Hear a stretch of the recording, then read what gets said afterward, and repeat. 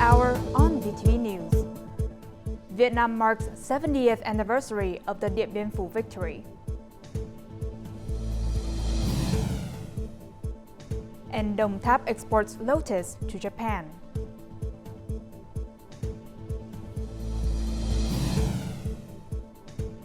In our world news, Israel hits Rafah as Hamas accepts truce deal.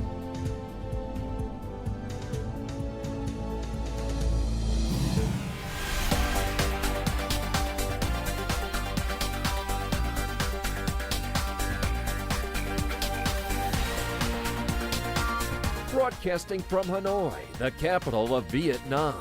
VTV News starts right now.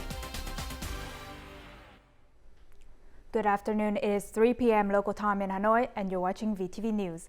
I'm Huyen Tân with the top stories. Delegations from the Party Central Committee, the National Assembly, the government, the Central Committee of the Vietnam Fatherland Front, and Dien Bien Province visited the Temple of Martyrs at Điện Biên Phủ battlefield. They paid tribute and offered incense to commemorate the heroic martyrs. Party General Secretary Nguyễn Phú Trọng sent a wreath in tribute to the heroic martyrs. And in a solemn atmosphere, leaders of the party, the state, the then Central Committee of the Vietnam Fatherland Front, and Dien Bien Province sincerely remembered and expressed gratitude to the great President Ho Chi Minh, General Võ Nguyên Giáp, the heroic martyrs, armed forces, youth volunteers, laborers on the front lines, compatriots and comrades who fought courageously at the Điện Biên Phủ battlefield for the independence and freedom of the country, for socialism and for the happiness of the people. The Điện Biên Phủ victory has become a symbol of the heroic revolutionary spirit, a shining milestone in Vietnam's history, and has inspired liberation movements worldwide.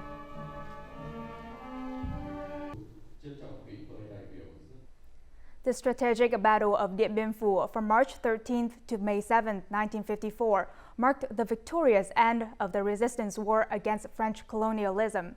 This glorious victory was a significant turning point in Vietnam's history, demonstrating the triumph of the people's war strategy and the great unity and resilience of the entire nation. The 70th anniversary of the Điện Biên Phủ victory is an occasion for every Vietnamese person to show pride in the party's leadership, the great President Ho Chi Minh, the heroic Vietnamese People's Army, and the will of the Vietnamese people. The situation on the battlefield is worsening. There are many wounded, but we can only save a few dozen. We are trying our best. We'll continue to fight and never give up. Though it is your call, please do not surrender.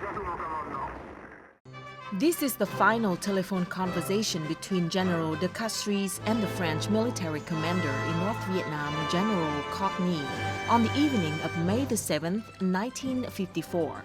Shortly after the hurried telephone conversation, the Viet Minh arrived at de Castries' bunker, and more white flags appeared at Mường Thanh.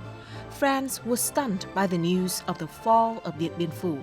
From late 1953, the French army had occupied Điện Biên Phủ, pining their final hopes on the strategic and decisive battle. However, the result was nothing like what they had hoped. The Điện Biên Phủ victory 69 years ago marked the end of France's presence in Indochina. While the global landscape has shifted since then, peace and independence were only achieved in the north following the Geneva Accords. The events that unfolded over 56 days and nights in Điện Biên Phủ made it a symbol of Vietnam's resilience. The solemn parade and a procession commemorating the historic 70th anniversary of the Điện Biên Phủ victory took place on the morning of May 7, 2024, in Điện Biên Phủ City, Điện Biên Province. Leaders and former leaders of the party, state, the Vietnam Fatherland Front, Central Committees, ministry, and sectors attended the event. Delegations from provinces and cities, including approximately 900 delegates from Điện Biên Province, also took part in the ceremony. The event also saw the participation of 270 international delegates and foreign journalists. The program began with 21 salvos of cannons against the backdrop of the national anthem. This was followed by the performances of 9 helicopters carrying the party flag and the national flag flying over the grandstand. There was also a military parade and a procession of civil forces. The parade and procession were the highlights of the ceremony commemorating the 70th anniversary of the Dien Bien Phu victory. The event aimed to honor the forces and affirm the significance, vision, and great historical value of the Dien Bien Phu victory.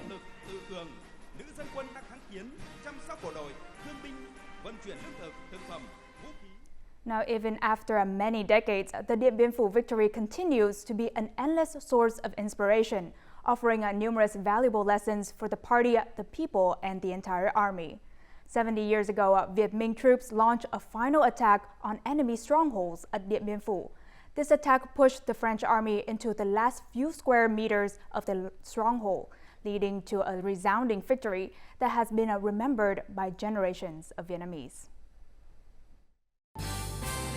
Only 20 hours after the last attack commenced on A1 Hill, the Viet Minh troops took control of the entire Dien Bien Phu Valley. This place was considered the strongest stronghold of the French army in Indochina just a few months prior. At first, no one could foresee a beneficial outcome for the Viet Minh at Dien Bien Phu. The French army had an arsenal of artillery, aircrafts, and tanks. Meanwhile, the Viet Minh only had an advantage in troop numbers and the number of cargo bicycles used in the campaign. We maintained a high level of determination and training in tactics, enabling us to overcome seemingly insurmountable difficulties regarding tactical techniques and weapons equipment. In particular, we successfully executed a strategy that caught the enemy off guard, employing tactics to flank and encircle.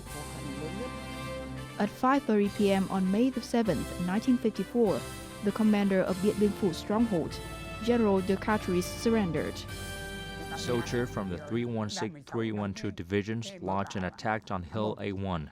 When the enemy surrendered, they were overwhelmed with excitement. When they reported their victory to the regimental commander, he couldn't believe how quickly our troops had won the attack. Even after 70 years, the historical significance of Dien Bien Phu victory remains intact for the Vietnamese people and peace-loving people worldwide. The triumph of the underprivileged nation over the elite French army sparked a fervent desire for liberation across numerous countries, spanning the Americas, Africa, and even Latin America. This resounding victory served as a beacon of inspiration for people worldwide who yearned for independence. Dien Bien Phu is not just a mark of one of the most glorious victories in the nation's histories, but it also has a place in world history. It will forever be known for its brilliant feats that weakened the strongholds of colonialism and imperialism.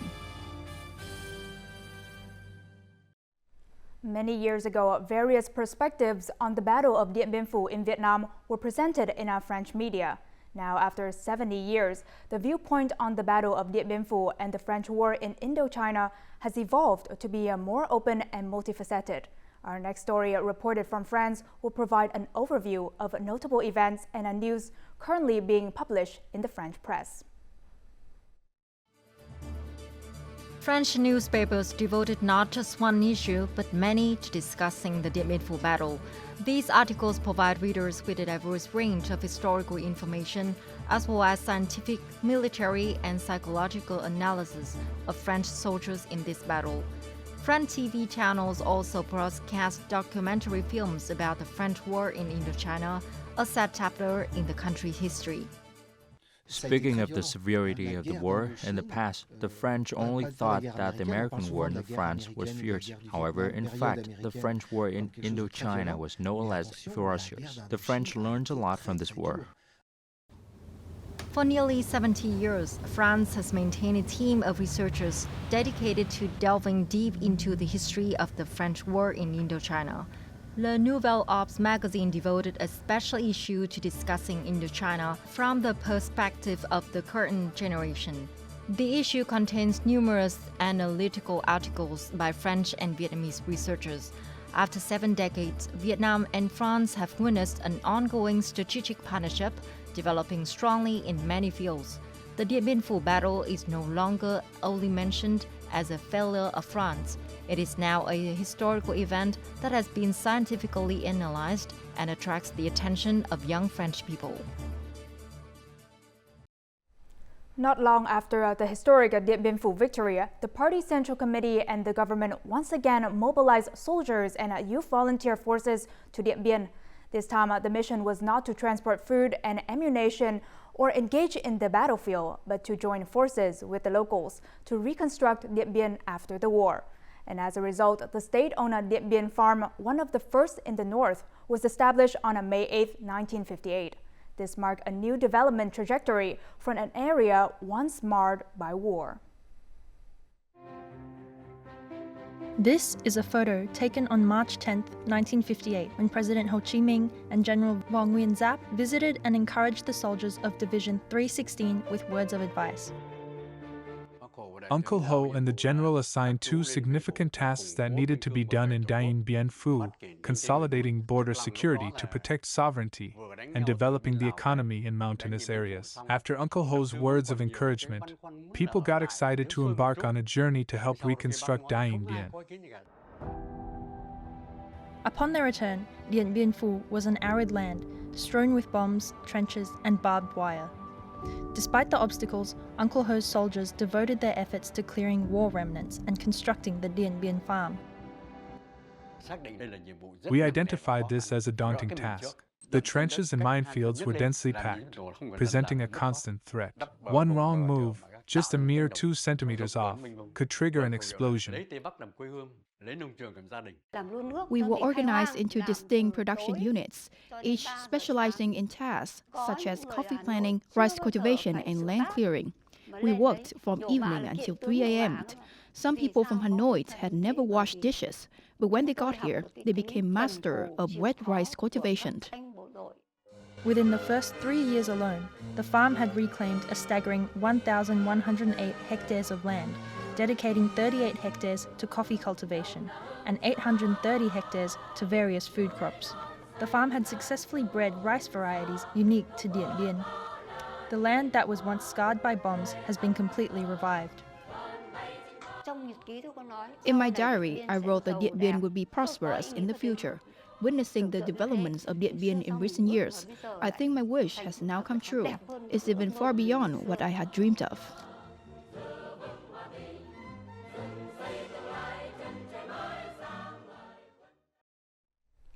Also on the occasion of the 70th anniversary of the Dien Bien Phu victory, the inauguration and handover ceremony of 11 roads for border marker inspection took place on Monday at the Hữu Nghị or Friendship International Border Gate in Lạng Sơn Province.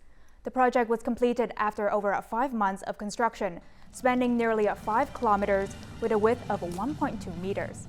The total construction cost was over $354,000. This project is significant as it serves both patrol and the protection of the territorial sovereignty. It also facilitates local cultivation, production, and economic development. In addition, the roads offer an educational point about the border for schools both within and outside the province.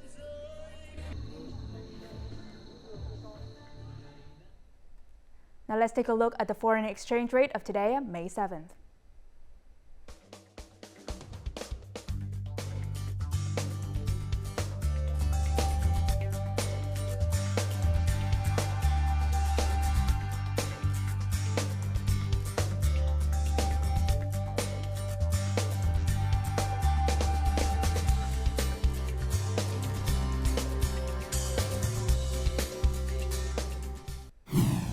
Coming up next on VTV News. $1 billion in tax and land rental exemptions granted. And THAP exports Lotus to Japan.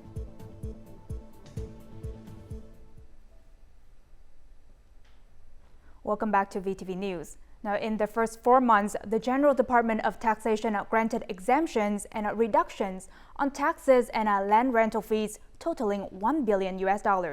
Specifically, the reduction in a value-added tax was approximately $430,000. Environmental protection tax was reduced by $515,000, and land rent was decreased by $55,000. Policies to exempt and reduce taxes, fees, charges, and land rent have effectively alleviated difficulties for businesses and individuals. contributing to macroeconomic stability, inflation control, and support for production and business recovery. Consequently, the government has recently proposed to the National Assembly to continue implementing a 2% reduction in value-added tax. This reduction is planned to apply to groups of goods and services currently taxed at 10%. THAP province held a ceremony to announce the export of Lotus to Japan on Tuesday. The total volume of the shipment is 15 tons of sliced lotus root products. Lotuses are cultivated over an area of 3 hectares in THAP 10 district, one of the largest lotus areas in THAP province. This region, spanning over 500 hectares, is known for its lotus production with an average output exceeding 1,700 tons annually. The lotus is one of the 6 major products under the agricultural restructuring project of the province. It also accounts for the highest number of products meeting OCOP 3 and 4-star standards in the district. Starting in 2023, the locality began coordinating with related units and businesses to pilot a model of growing lotus roots over a 3-hectare area. This export shipment is expected to introduce a new production approach for lotus farmers. The government plans to build at least 1 million social housing apartments for workers and low-income earners by 2030. Currently, many workers reside in cramped rented rooms that lack amenities and have poor security despite their high prices. Consequently, they dream of renting long-term or owning an apartment to achieve a stable life.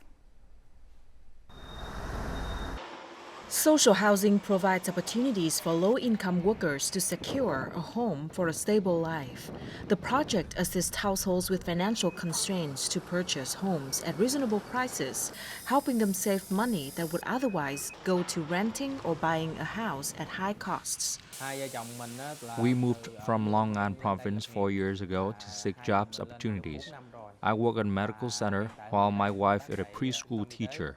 Our salary ranges from $430 to $470. We spend up to $140 on rent, $80 on our children's tuition fees, not to mention expenditures for food, gas, etc. Therefore, we can't save much money, with only $80 to $112 left for saving each month. If the project offers a slightly larger room at the same price, we would be willing to rent long-term given our current income. We moved from Vĩnh Long province 10 years ago. We have 2 children, but we have to ask my mother to take care of them. Our monthly income is about $790. Each month, we spend around $590 and save the remaining $200. We would feel more secure working here if we owned a house rather than renting one. Social housing costs less than $31,000, requiring a 30 to 40% down payment. The bank provides a loan of $12,000 to $16,000. The government and relevant ministries are making substantial efforts to provide stable housing options for low-income households. A prolonged extreme heat wave has hit the Central Highlands and have dried out many rivers, streams, lakes, dams, and irrigation works. It has greatly affected agricultural production and caused a reduction in a domestic water supply for locals. Localities in the Central Highlands are counting initial damage to come up with measures to support people in drought-hit areas. The Rai households in a village of Korntum City said that in the past 10 years, this is the first time the local stream has dried up. This prolonged heat wave is responsible for this disaster. There is no water for agricultural use. It's been nearly 2 weeks. All of our paddy fields have died and turned to animal feed. For a long time, people only watered their crops by spring water. This heat wave dried up all streams, leaving them with no other options. Local statistics show that, in Korntum City, the area of perennial crops affected by drought and lack of water is about 425 hectares, including coffee and fruits. In addition, the area of crops grown outside irrigation works took the worst of the drought. The total damage was nearly 10 hectares. In addition, nearly 100 wells have also dried up. Many urgent solutions have been implemented by local authorities to support people. The authorities will provide support to people in the area hit by extreme weather. In the long run, we encourage people to change their crops to better adapt to the situation. We urged irrigation project exploitation companies to dredge the dikes to increase capacity. Local authorities have focused on the implementation of a clean water supply project for people in the area. They also support people in drought-hit areas to change their crops, apply high-tech solutions and use water economically to cope with current climate change impacts. Color plays a vital role in sparking creative inspiration in art and revitalizing spaces. While numerous coffee shops opt for romantic or soft color schemes, nestled in the heart of Long Xuyên City, Anjiang Province, is a coffee shop boasting a distinctive black design style. This concept was conceived by Đặng Trung Hiếu, a young individual driven by a passion for creativity, who courageously ventured beyond his comfort zone to pioneer this truly unique aesthetic. Drinking coffee in the coffee shop feels akin to being transported to a chic movie set, exuding a bold and captivating style. Experience this distinct ambience in our one-of-a-kind coffee shop space. Black possesses formidable strength as a color. Amidst the charm of pink, purple, blue, and other vibrant hues, black tones carve out a distinct realm within the shop space. The idea from conception to realization, spanning approximately a month, came as a surprise to many. This man ingeniously transforms seemingly ordinary objects into intricate miniatures, crafting unique impressions. Crafted from stones, dried and artificial plants, and plaster, undoubtedly stands out as the focal point of our cafe. Due to the bold decision to embrace a predominantly black decor, this coffee shop has garnered affection from numerous young individuals. This marks my inaugural visit to the cafe, and I must say, I'm enthralled by its cool, distinct, and relaxed ambience. I find the sleek black aesthetic to be both cool and sophisticated. The new and mysterious black style offers exceptionally cool and alluring photography angles, serving as a distinct creative haven for young individuals.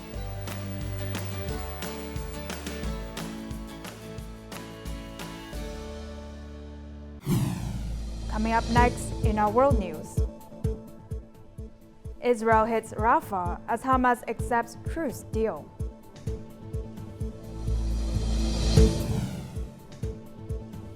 And Russia to hold tactical nuclear weapons drills.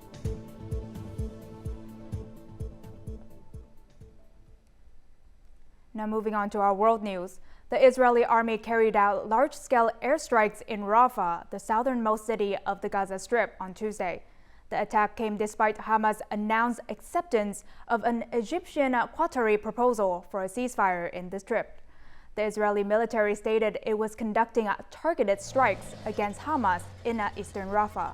Shortly after, Israeli tanks entered Rafah, reaching as close as 200 meters from Rafah's crossing with neighboring Egypt. Many Arab countries, including Saudi Arabia, Egypt, and Jordan, immediately spoke out against Israel's military operation in the city of Rafah. According to them, this move is worsening the tragedy of Palestinian citizens. Russia plans to conduct drills involving tactical nuclear weapons. This statement was made on Monday in response to the Western announcement of sending troops to Ukraine. The drill will be conducted with missile formations of the Southern Military District, aviation and Navy troops, and under the supervision of the Supreme Commander-in-Chief Vladimir Putin. During the exercise, activities will be carried out to practice the preparation and use of non-strategic nuclear weapons. According to the Russian ministry, the exercise aims to increase the readiness of non-strategic nuclear forces to fulfill combat tasks. China's President Xi Jinping is on a three-country tour of Europe, which includes France, Serbia, and Hungary. In his first stop in Paris, China's leader joined a meeting with French President Emmanuel Macron and European Commission President Ursula von der Leyen. This visit is expected to create a new momentum for China-EU relations. Strengthening Beijing-Paris relations and China's ties with the European Union, EU, are the main focus of the Chinese leaders' trip. The meetings occur in a context where several major regional and international issues require enhanced multilateral cooperation. Today's trilateral meeting enhances the significance of the visit to Europe. China always views relations with the EU from a strategic and long-term perspective. We regard Europe as an important dimension in our major country diplomacy with Chinese characteristics. We hope that China-France and China-EU relations will reinforce each other and thrive together. That Europe and China have a shared interest in peace and security. We count on China. Europe, with France as an active contributing member, is promoting reindustrialization based on green innovation. Similarly, China is accelerating the development of high-quality production forces. As a result, both sides can enhance cooperation on innovation and jointly promote green development. The energy transition is clearly a significant global issue, and I believe both France and China play a role and bear special responsibilities. France and China share similar views on protecting nature and assuming international responsibilities. One of the main areas of cooperation between China and France is nuclear energy, a sector that meets the needs of the energy transition. The Chinese president's visit to Europe serves as an opportunity to elevate bilateral relations to a new level and create new momentum for development cooperation and joint efforts to solve global challenges. Global shipping is facing increasing challenges, according to the world's second-largest shipping company, Denmark's Maersk. This is due to the Houthis' expanding attacks on cargo vessels in Yemen. Since last year, Iran-backed Houthi forces have been attacking shipping vessels affiliated with Israel passing through the Red Sea. However, the Houthis also plan to attack ships in the Indian Ocean as they travel towards the Cape of Good Hope. According to Denmark's shipping company, its fuel costs on the affected routes between Asia and Europe are now 40% higher per journey. The rising disruption to Red Sea container shipping would reduce the industry's capacity between Asia and Europe by up to 20% in the second quarter. Now let's take a look at the weather forecast.